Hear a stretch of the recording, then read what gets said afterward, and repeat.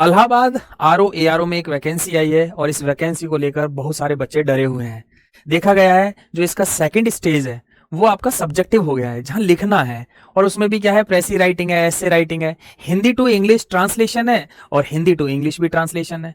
और ये 25-25 नंबर का है, ये हिंदी टू इंग्लिश भी 25 नंबर का है, इंग्लिश टू हिंदी भी 25 नंबर का है। आसान तो है, जिन बच्चों ने कभी नहीं लिखा वो डर रहे हैं, तो भाई देखिए डरना तो नहीं है।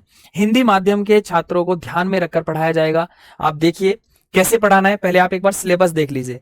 देयर आर ओनली 5 हेडिंग्स, ये 5 हेडिंग आपके स्टेज सेकंड में जो आरओ के लिए है। जैसे हिंदी टू इंग्लिश हो गया 25 नंबर का, और English to Hindi 25 number, Hindi to English हो गया 25 नंबर का, प्रेसी राइटिंग हो गया 30 नंबर का, कॉम्प्रीहेंशन 40 मार्क्स का हो गया, ऐसे राइटिंग 30 नंबर का हो गया। तो देखिए मैं आपको बताऊं ट्रांसलेशन का तरीका क्या है। ट्रांसलेशन टिकती है मॉडल वर्ब्स पे। मॉडल वर्ब्स में भी आपको डिवाइड किया है, जैसे कोर मॉडल वर्ब्स 9 होती हैं, सेमी मॉडल वर्ब्स 4 होती हैं और प्राइमरी हेल्पिंग वर्ब्स भी होती हैं जो 11 होती हैं, ऐसे करके 24। अगर इन 24 मॉडल वर्ब्स पे हम कमांड कर लें तो you can easily translate Hindi to English, English to Hindi, आसानी से कर सकते हो। आइए देख लेते हैं। जैसे 9 की बात करें ना, can, could, will, would, shall, should, may, might, must, ये 9 हो गई। Ought to, use to, need not, dare not, ये 4 हो गई। तो 13 इधर है, 11 इधर है। Is, am, are, was, were, do, does, did, has, have, had, ये आपका 11 है। इन सभी पर अगर कमांड कर लें you can easily translate Hindi to English और इंग्लिश टू हिंदी। तो देखिए मैं आपको एक छोटा सा बता दूं, जैसे मान लीजिए एक शब्द है कुड हैव।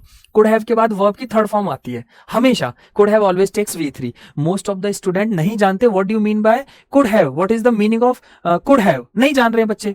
तो बेटा कुड हैव का मतलब है some action was expected but it did not happen, कुछ होने की आशा थी वो काम पूरा नहीं हुआ। जैसे आप कॉलेज जा सकते थे, इसका मतलब आप नहीं गए, रिप्लाई मिल गया, you could have gone to college. इस तरीके से यहाँ लिखा हुआ भी है could have always takes V3। मान लीजिए आपके अंदर वो एबिलिटीज थी, आप पॉसिबिलिटीज थी, आप स्कूल जा सकते थे लेकिन वो काम आपने नहीं किया। आपको मौका मिला था यूपीएससी पास करने का, आप यूपीएससी पास कर सकते थे, you could have passed the UPSC. Bharat match जीत सकता था, India could have won the match. मतलब पॉसिबिलिटीज थी लेकिन आपने वो काम नहीं किया। तो पास्ट के लिए यूज होता है मेरे बच्चे।